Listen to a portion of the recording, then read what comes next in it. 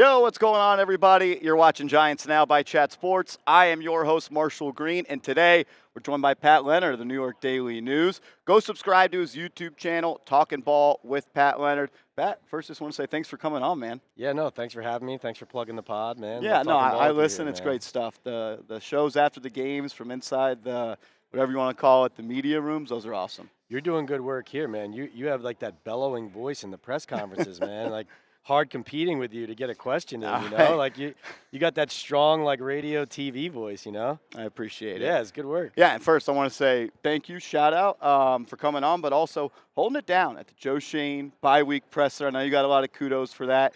Giants fans were happy with that, so want to reach out for my community to say thank you to that. And first I'll just ask, second day of the Combine here, what have you been hearing? We had the press conferences yesterday. What are you hearing so far? Primarily what I hear is that John Harbaugh is involved in everything. Like it's his show. I think that's that's the headline. Yeah. We know that already. I know people are tired of hearing it. You want to hear more about the X's and O's of football, and we can get to that. But it's definitely to the point where he was stressing that he's got to set up in his room. He's got essentially an office, makeshift office, where he's just sitting in his room when he's not meeting with players and watching film, grinding. And Joe Shane admitting that they're really not going to make the final draft board as a scouting staff. They're going to do it with Harbaugh involved. I think it's just reinforcement of like, listen, this is a good thing. Like this is why the Giants hired him. Yep. It's why they're giving him $20 million a year. Like this is his show, and they want him to show them how was it done in Baltimore? How can we incorporate it here? There's some confidence and optimism finally around the team. Harbaugh is very steady. Like you think of as exciting as the Harbaugh intro presser was, that Shane nervous moment, it was still like a reminder of, oh no, like, you know, that like we're still holding on or clinging to some things that we just haven't worked. And the dynamic, is this going to affect the new dynamic? And I think every time Harbaugh sits down or stands up at that podium and talks, he projects some confidence, and he understands what the Giants want to get back to. So that's really what I see. From a football standpoint, I think Kayon Thibodeaux and his situation is interesting. I think the fact that Harbaugh hasn't met Dexter Lawrence in person yet is interesting. But certainly the message that comes to you football-wise about the Giants the most are two things. They know they have to stop the run, and they have to do things personnel-wise to fix that. And everything is about the quarterback. So Jackson Dart is going to get his shot here under the staff. I've referenced your reporting on Joe Shane somewhat being demoted in the front office. Yesterday, you asked a question. He said, "I'm still the GM." Mm-hmm. Yes, he's the GM by title, but do you believe, and from what you have heard, he is doing the same thing that he was last year and the year before that? No. I mean, personnel-wise, he is running the scouting department. But if you think of it this way, for the last 4 years, this was Joe Shane running the Giants. Now it's John Harbaugh runs the Giants and Joe Shane works there. Mm-hmm. That is a fact. It's not like what I've heard. It's not a rumor. That is a fact. The Giants are a little bit peeved that is understood and out there. But again, it doesn't have to be a negative thing. Like there are teams that succeed with this type of alignment. Yep. Like, you know, now the Giants are nowhere close to what the Rams are. But that is the ideal goal here, is like you have Kevin Demoff in the Dawn Aponte role, kind of running the business, and most of the building reports to him. Les Snead is known to be the general manager. Personnel is his expertise. Sean McVay it's his team, but he and Les Snead are so lockstep. Maybe Harbaugh and Shane get to that, where no one needs to stand up there and argue and bang the table for, this is my title, because it doesn't matter, right? But the reality is, yes, Aponte reports to John Harbaugh, and John Harbaugh ultimately has final say. I think it was interesting that Shane was asked. I asked him directly, who is running the meetings with free agents and the agents and talking about the market of these players you're looking to sign. Is it you? Is it Dawn? Now Joe's a proud guy. He would answer in the affirmative if it was him. He did not do that. I think it's telling. And then when you talk about the draft board, you talk about John Harbaugh is literally in April going to walk into the room and say, thanks for getting this started. Here's what I'd like to see. Now, as John described, this is the key part, Marshall. John described a dynamic with Ozzie Newsome, a Hall of Famer and one of the best general managers of my lifetime. that he would go toe-to-toe on evaluations to decide who they were going He said to we draft. have to agree to agree. Right. That's great rhetoric from him. But you and I both know that is airbrushing what can be contentious conversations, which, listen, I agree with Harbaugh in understanding that, like, conflict can be a good thing. But what I'm getting at is, how will Joe Schoen react and handle himself in those conversations with John Harbaugh? When we get through the last week of April, will it be clear to people that someone else is going to be stepping into Shane's role because Harbaugh is going to need somebody on the same plane that he's working on to have those convos? I don't know. It is interesting, though, Marshall, that although this new structure exists and Shane has been marginalized and is really closer to head scout than what he used to be, there are rumblings, and there have been reports, obviously, by some of my competitors, but there are rumblings that the Giants do intend to retain him for the long haul. So, again, like I said, that can work. I think it's just some friction right now because the Giants are upset that that's known. Last thing I want to talk about Shane, because I think it's kind of tiresome at this point. Why is he so anti talking about his contract and if there has been an extension? That's a good question. I think because even though he has protection and sponsors at high levels of the organization, Joe is aware, and he has said this on the record, like, we all saw what happened. He didn't lose his job, the head coach did. Yep. Right? So you can say whatever you want. The package duo. Right, exactly. Collaborative. It's collaboration. It was. They used to sit at the table next to each other like you and me are doing right now. So that is what Joe Schoen has always claimed it's going to be. Yeah. But when we look at the end of the season and the fan base's reaction to how the Giants finished this year and how this season went, right? Yep. The disappointment was at an all-time high, and it wasn't just sell the team, this is getting frustrating, I'm going to sell my tickets. It was fire Shane, fire Daboll, get all this out of here. We're embarrassed. And the fan base understood the details of it. It wasn't just, we gave up 33 points against Denver in the fourth. It was the mismanagement of who's up on game days. It was the kicker situation. It was all of these cumulative things going through. So to answer your question, that's a long-winded way of saying, I think Shane is very aware, because he has said that he has been significantly party to all this losing, to 7 wins in the last 2 years.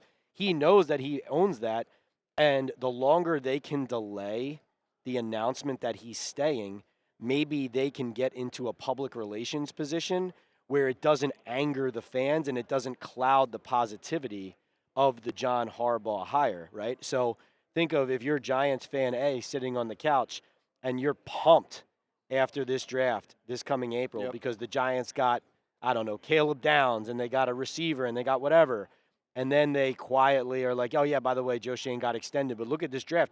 This is 3 straight drafts that we think are really positive. Now you're in a different standpoint to announce it. So that's why I think.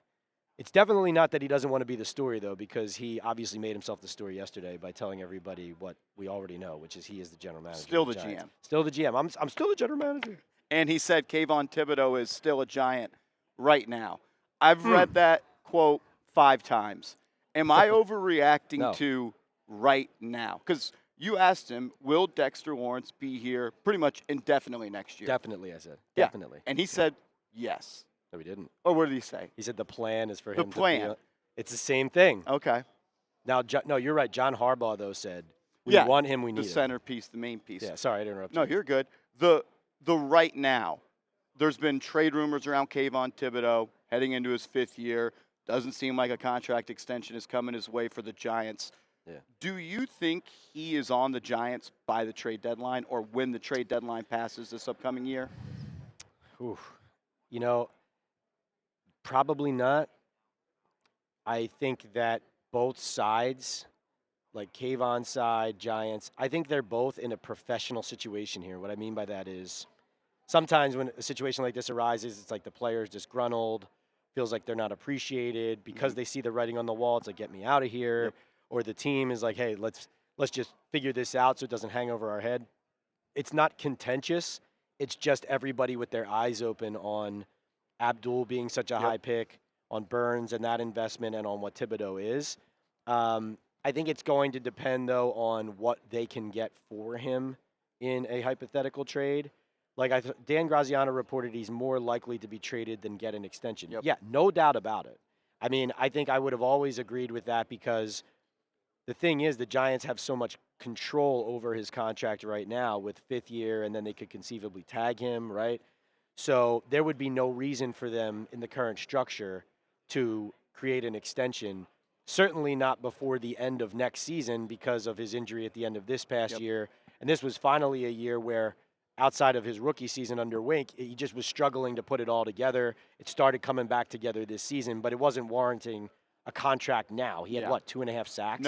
Not a huge amount of guaranteed money was necessary. Yeah, so it makes sense. Like, I actually was just talking to somebody earlier about Ruben Bain. Yep. And I love Ruben Bain. Love him. Come on. Like, when you say, how do you grade guys? Who do you want on your team? What are your positions needs? It's like, how about the guy that every time I watch his team play is the best dude on the field? Yep. How about Popped off that? the page. How about that guy? Yeah.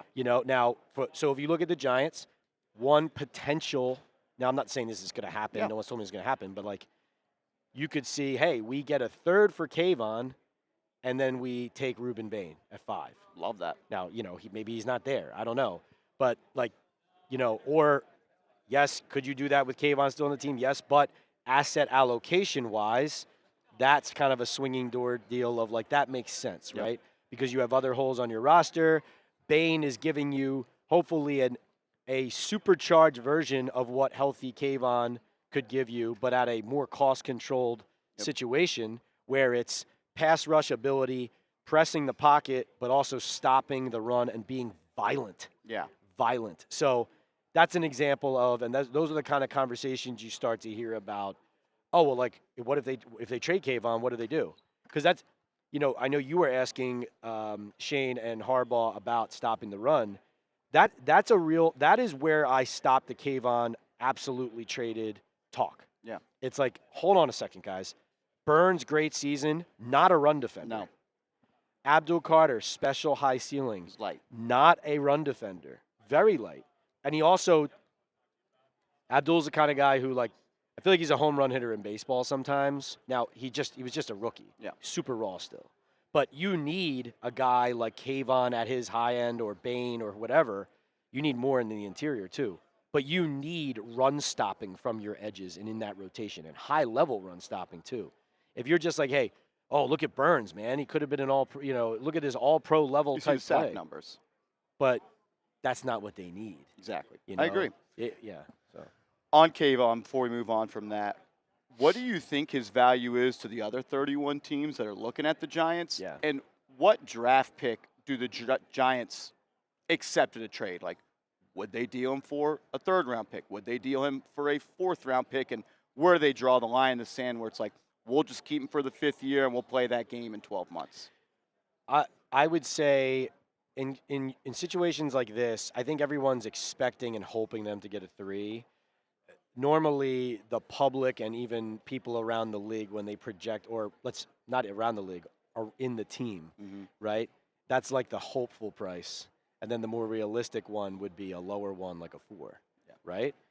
Now, that brings me to, if you can get a 3, it's a high 3, and one other factor is, it's not just in a vacuum like, hey, we have an extra 3rd-round pick, that's great, and it's a higher than a 4th.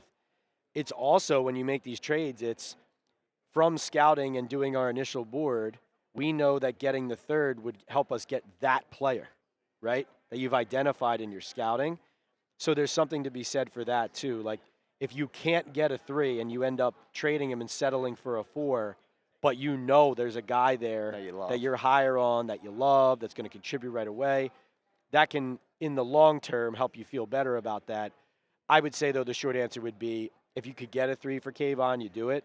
But if you're not getting that right now, there's no reason to rush it right now. There's no reason to rush it. I agree. I think for a 3rd-round pick, it's going to be hard to say no. For a 4th-round pick, is it a top half of the 4th round?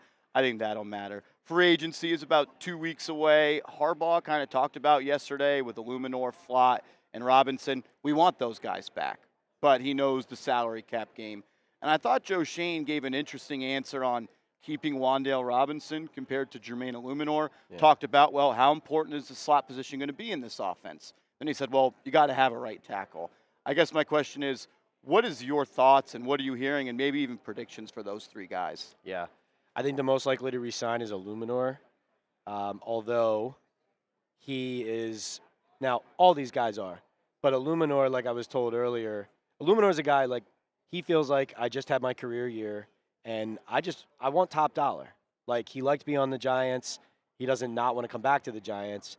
But if the Giants offer him one contract and another team offers him a similar one for $1 million more, I would think he's just going to end up taking the higher deal and start there and be okay with that. So if they come in at numbers so different and there's an offer that's better than the Giants, yeah, sure, he could end up somewhere else. But and frankly, I wouldn't pay him that much. I think he just played above his level. Okay. But the Giants, and Joe Shane said it. He's like, scheme specific on a guy like WanDale Robinson maybe on offense, but you're always going to need a right tackle, right?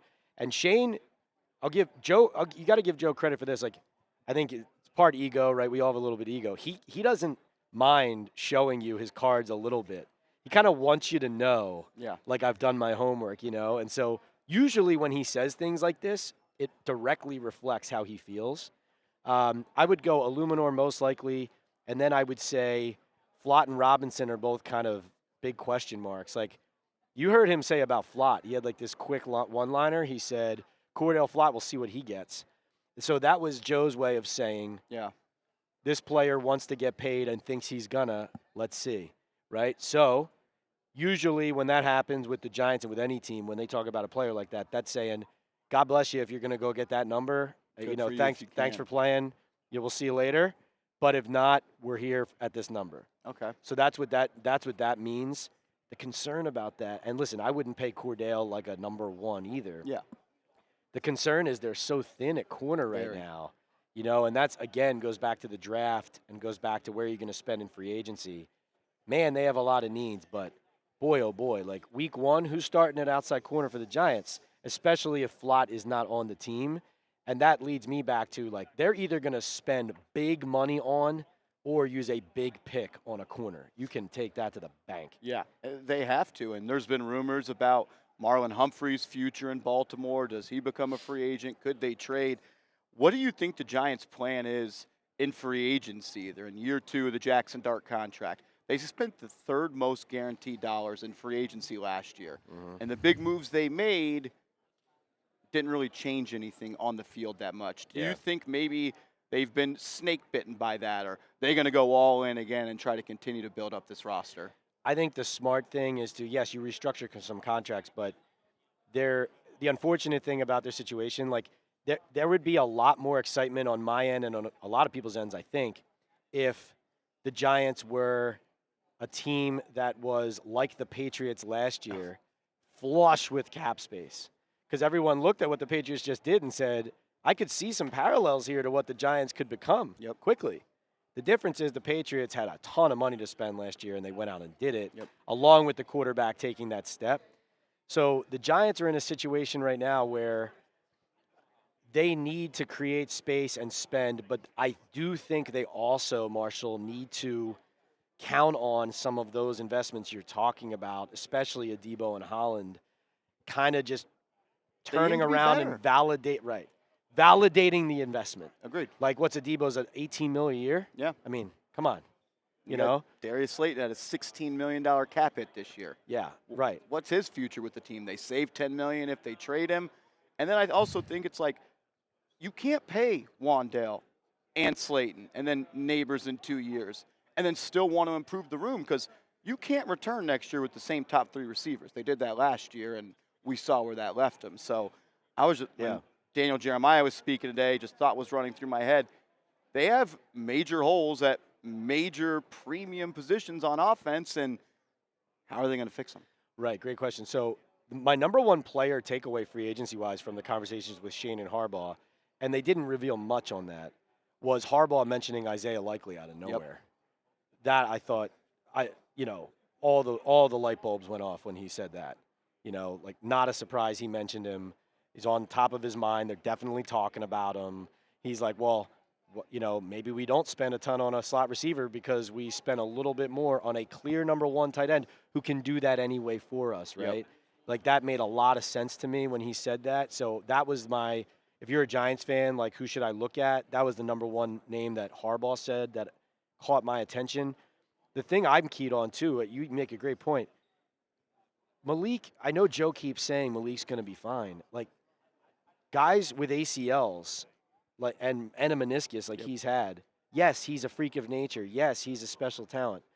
To expect him to be, like, to pencil him in as, like, oh, he's going to be back in 26. He's going to be the same guy now.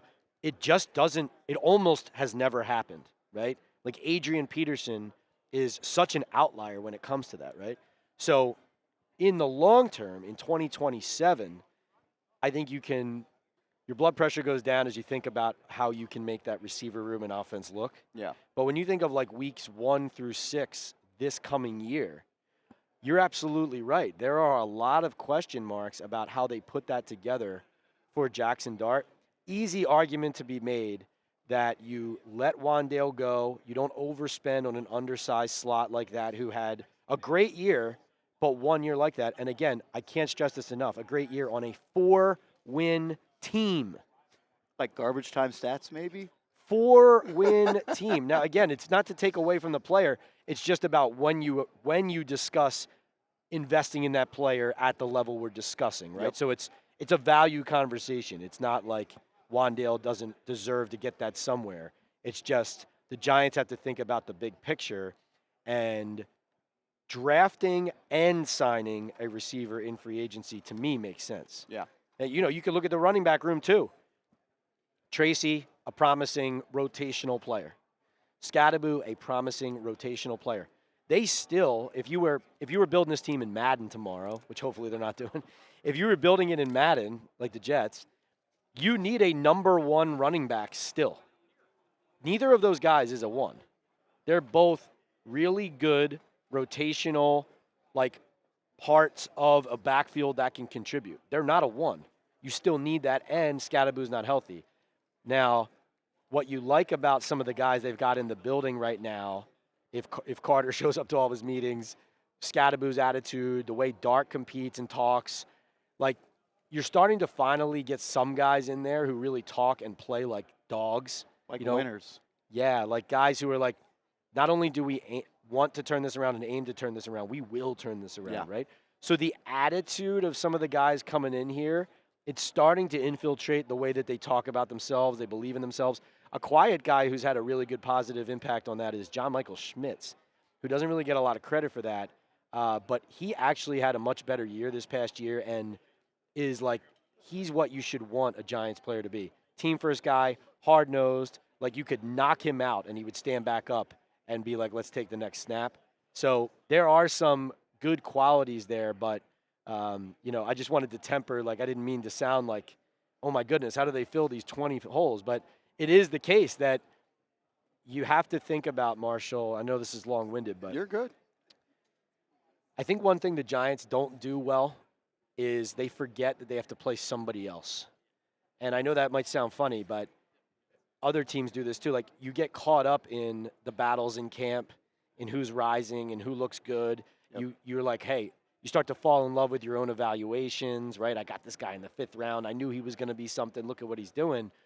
But then if you're playing the Lions in Munich in week 3, how is that linebacker going to fare against Jahmyr Gibbs? Like, okay, you love Darius Muasau as a late-round pick. How's he going to do when Jahmyr Gibbs puts his foot in the ground and he gets to the second level untouched?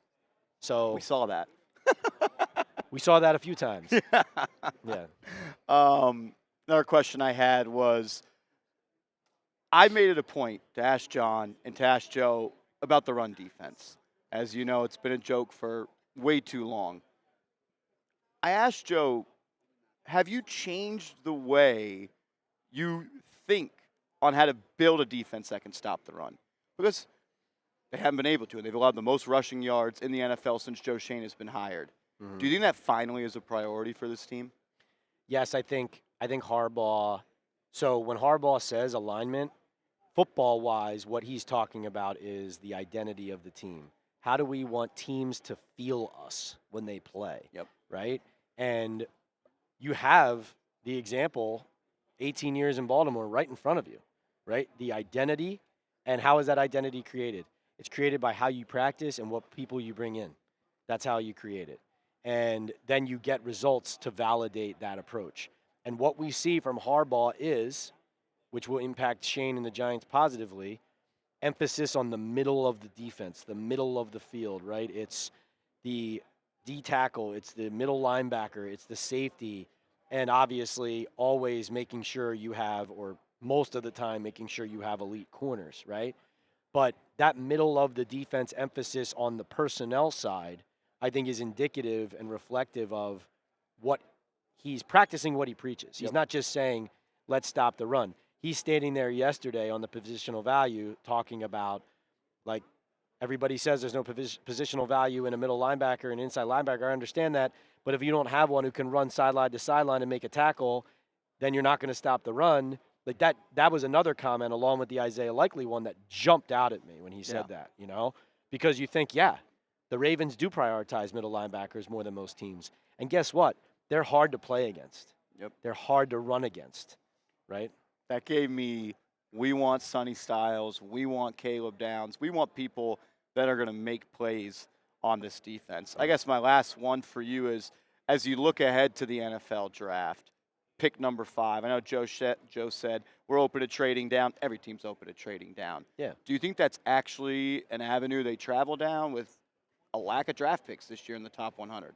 I think that'll depend on where their grades stop up there. Like, so for example, if they have 7 players they think would be worth top 15 pick, let's say, then if 6 of them, or if 4 of those guys are gone by the time you get to 5, you're like, well, how far can we trade back before we're trading out of the guys that we consider blue chip players? Therefore, if we're going to do that, it either better be a home run or it's not happening. Yeah. Right? So that dictates usually those decisions in those moments, right? Yeah, we have this, like the Giants famously with Judge and Gettleman, when they traded back and got the extra first-round pick that Shane eventually used on Evan Neal, they thought that out well. Judge had the trade in place. It felt and looked really good. The problem is the cluster of players they were comfortable still taking were all gone by the time they had gotten to their, 20th pick or whatever it was. Tony. So they traded too far back, and they take Kadarius, right?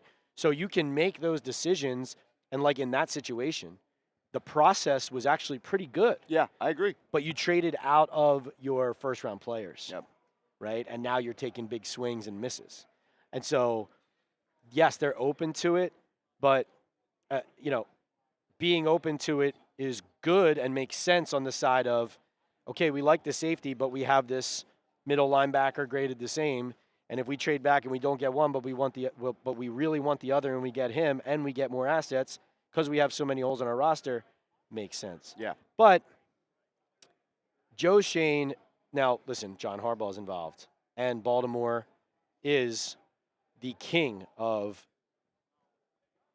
the Ravens are the kings of understanding that in the NFL, as a general manager, you're not going to, like, if I'm a GM and you're a GM, I can't have the ego that I'm going to get 70% of my picks right, Marshall's going to get 30%, and then my team's going to be better. That's not how it works. If you think that way, you got to get your ego out of your head, because the Ravens understand some of these guys aren't going to work out. So instead of thinking all of our picks are going to be stars and that our evaluations are rock solid gold, we're going to just try to accrue more picks. Yep. So instead of like 3 of our 10 working out, if we get 13 picks, maybe we'll have 5 of 13 hit, and our team is better. So that philosophy coming from Baltimore with John could lead to a trade back. But then you have Joe Shane and the Giants, who are known to fall in love with their own evaluations. And frankly, if you pick high enough, then you're in, like, I don't know if 5 this year in their minds is going to be the same as 3 last year. But you think of last year, it was kind of like, well, we're in a position where we're going to get one of the best players in the draft no matter what. Where are we going, right? The only thing they could do was try to trade up for a QB because they need one. But once they didn't, it's like, well, we're at 3, we're going to get a blue chipper.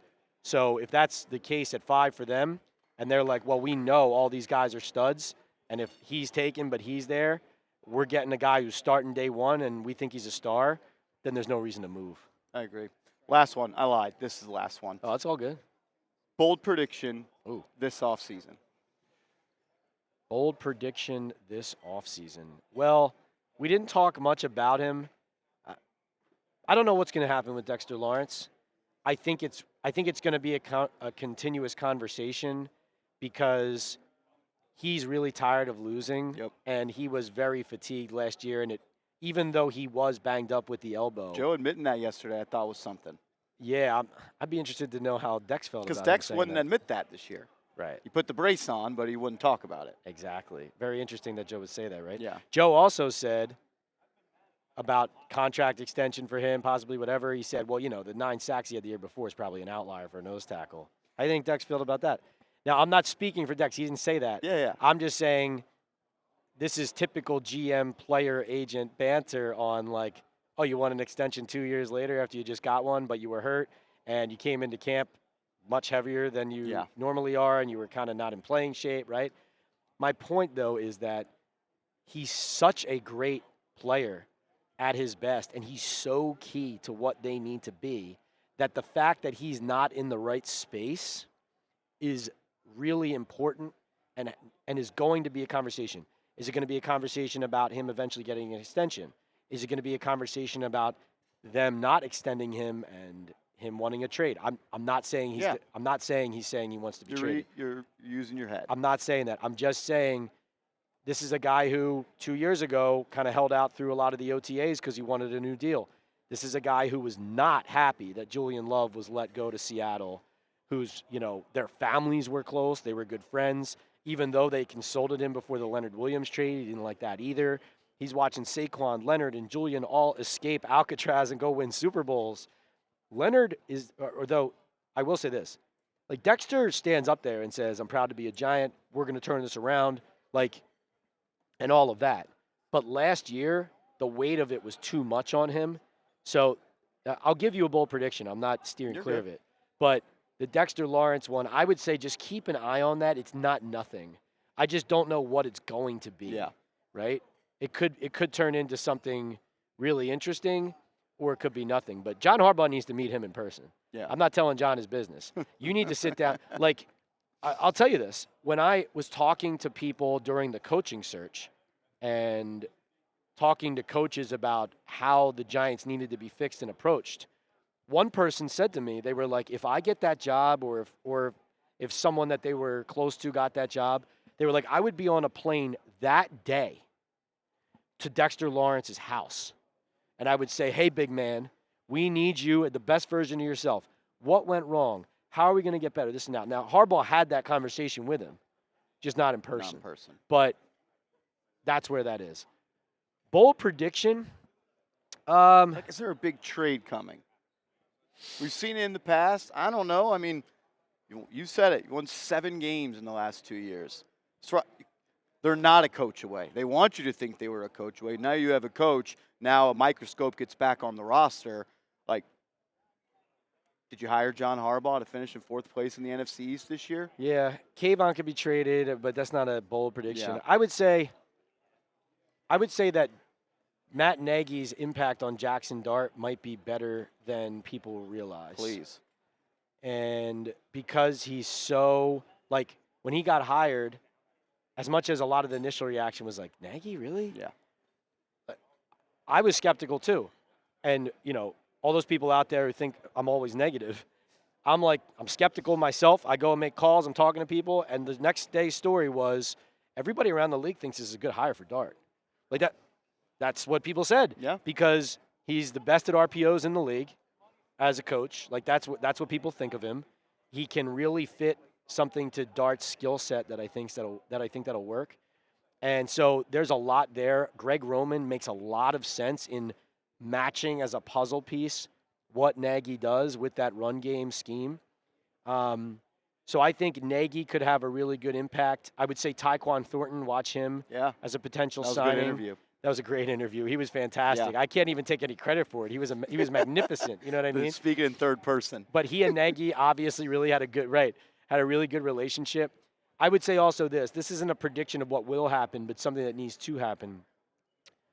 I like Jackson. And he had a lot of promising things he did on the field. And I'm happy for him. He's getting all these endorsements and that he's on camera a lot. I think Harbaugh and the Giants, it's time to get back in the building soon and start working. Make the main thing the main thing. Like, the celebrity stuff is cool, but you won 4 games. And, again, happy for Jackson. He's a great dude. Like, I think he could be a great representative of the Giants for a long time. But, you know, strap up. Yeah. Like, let's go. You win games in this town, this city, this team, you're already going to be a superstar. Let's parade around when we start winning. How about that? I agree. Pat, thanks for coming on, guys. Go subscribe to the YouTube channel. Get yourself a her hoodie. You sell those? Yes. Yeah, I might yeah. have to get one of those. Link right on the YouTube channel, man. Love that. Appreciate it. Shout out to you guys. Shout out to Pat. We'll continue to be in Indy for the rest of the week. Subscribe and turn those notifications on.